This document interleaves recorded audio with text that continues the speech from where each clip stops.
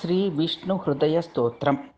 अस्य श्रीविष्णुहृदयस्तोत्रस्य सङ्कर्षणऋषिः अनुष्टुप् त्रिष्टुप् गायत्री च यथा योगं छन्दः श्रीमहाविष्णु परमात्मा देवता भगवत्प्रीत्यर्थे जपे विनियोगः। सङ्कर्षणः उवाच ममाग्रतः सदा विष्णुः पृष्ठतश्चापि केशवः गोविन्दो दक्षिणे पार्श्वे वामे च मधुसूदनः उत्तरिष्ठात्तु वैकुण्ठो वराह पृथिवीतले अवान्तरदिशो याः स्युः तासु सर्वासु माधवः गच्छतस्तिष्ठतो वापि जाग्रतस्वप्रतोऽपि वा नरसिंहकृता गुप्तिः वासुदेवमयो ह्यहम् अव्यक्तं चैवास्य योनौ वदन्ति व्यक्तं तेऽहं दीर्घमायुर्गतिं च पत्नीं वक्त्रं चन्द्रसूर्यौ च नेत्रे दिशश्चोत्रे प्राणमाहुश्च वायुं वाचं वेदा हृदयं वै नभश्च पृथ्वीपादौ तारका रोमकूपाः साङ्गोपाङ्गा ह्यधिदेवता च विद्या ह्युपस्थं ते सर्व एते समुद्राः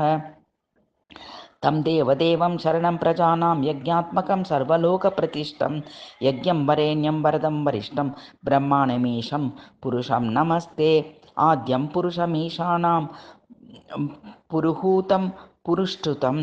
ऋतेमेकाक्षरं ब्रह्म व्यक्ताव्यक्तं सनातनं महाभारतकाख्यानां कुरुक्षेत्रं सरस्वतीं केशवं गाञ्च गङ्गाश्च कीर्तयन्नावसीदति ॐ भुः पुरुषाय पुरुषरूपाय वासुदेवाय नमो नमः ॐ भुवः पुरुषाय पुरुषरूपाय वासुदेवाय नमो नमः ॐ स्वः पुरुषाय पुरुषरूपाय वासुदेवाय नमो नमः ॐ भुवः स्वः पुरुषाय पुरुषरूपाय वासुदेवाय नमो नमः ॐ प्रद्युम्नाय पुरुषाय वासुदेवाय नमो नमः ॐ अनिरुद्धाय पुरुषाय वासुदेवाय नमो नमः ॐ भवोद्भवाय पुरुषाय वासुदेवाय नमो नमः ॐ केशवाय पुरुषाय वासुदेवाय नमो नमः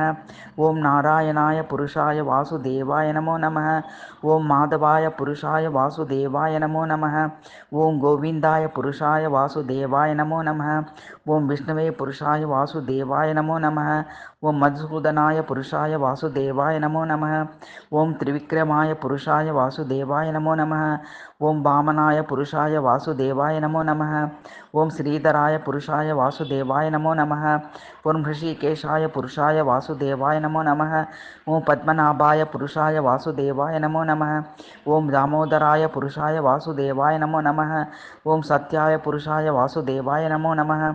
ॐ ईशानाय पुरुषाय वासुदेवाय नमो नमः ॐ तत्पुरुषाय पुरुषाय वासुदेवाय नमो नमः ॐ सत्पुरुषाय पुरुषाय वासुदेवाय नमो नमः ॐ प्रणवेन्द्र विष्णु शतसहस्रनेत्रे पुरुषाय वासुदेवाय नमो नमः य यदं विष्णुं हृदयमधीयते ब्रह्महत्यायाः पूतो भवति पतितसम्भाषणात् पूतो भवति सुरापानात् पूतो भवति सुवर्णस्तेयात् पूतो भवति असत्यभाषणात् पूतो भवति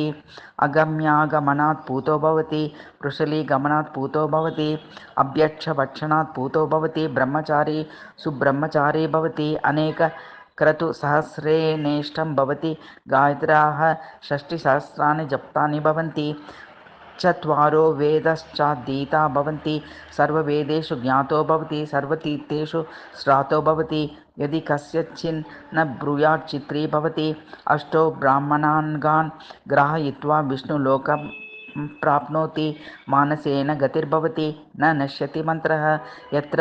यत्रेच्छेत् तत्र तत्रोपजायते स्मरति चात्मानं भगवन् महाविष्णुरित्याह इति श्रीविष्णुहृदयस्तोत्रम्।